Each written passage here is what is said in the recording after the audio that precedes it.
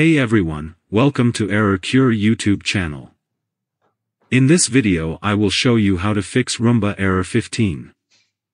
Stay tuned till the end of the video and follow my tips. Solution 1. Reset the Roomba. Let's give your Roomba a fresh start.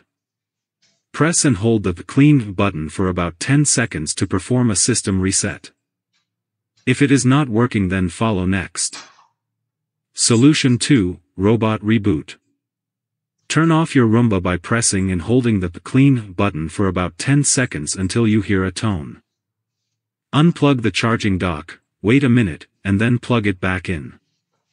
Solution 3. If you're still encountering error 15, make sure your Roomba is running the latest software.